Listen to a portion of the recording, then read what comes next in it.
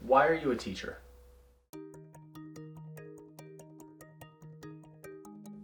Now, this may seem like a really sharp, blunt question, but I think it's really important that you take the time to ask yourself, why did you become a teacher?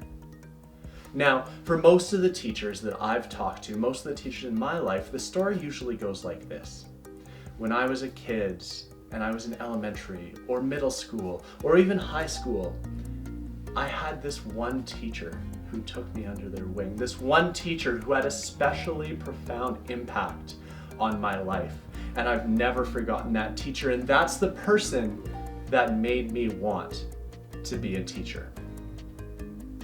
Now, that's a really powerful story because for so many people, you had that inspirational person in your life that demonstrated for you your purpose. They demonstrated for you what your why was for becoming a teacher and why it was important for you to go on to have that impact for children and youth in your classrooms.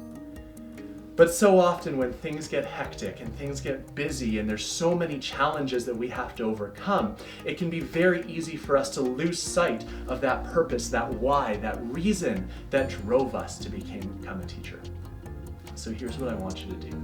Grab that piece of paper and that pen. If this is the first video of mine that you're watching and you're going to continue to watch more, keep that pen and paper handy. You're going to need it for some of the other exercises.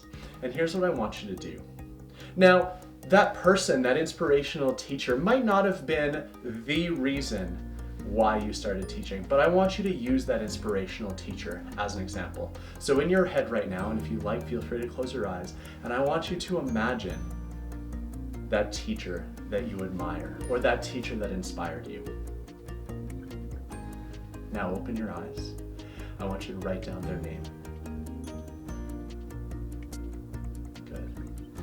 Close your eyes again, and I want you to think in your head about all of the attributes, the qualities, the skills that that teacher brought to the profession that you admired. Why did they inspire you? Why did they make such a difference for you?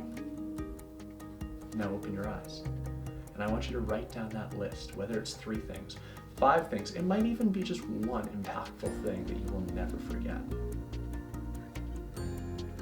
Feel free, if you have a long list, feel free to pause this. Now here's what you're going to do. I want you right now to look at that list, and I want you to pick the one thing off that list that you know that you are incredible at. You were inspired by that teacher, that mentor that you admire, and you've integrated that into your teaching every day, and you're proud of yourself for the fact that you're able to use that quality, that attribute, that skill to make an impact in the lives of your kids.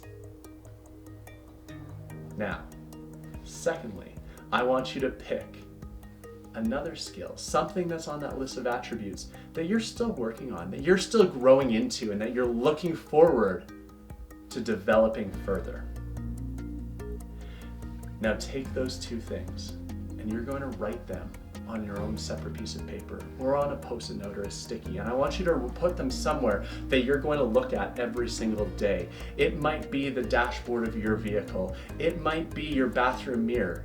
And I want you to remind yourself every single day of that skill or that attribute that you were inspired to take on in your practice from that person who you admire, and that skill or that attribute of that person you admire that you're still dedicated to working on because you know firsthand how impactful it is on your students. And this is a way that you can practice being positive by reminding yourself of your purpose and why you became a teacher.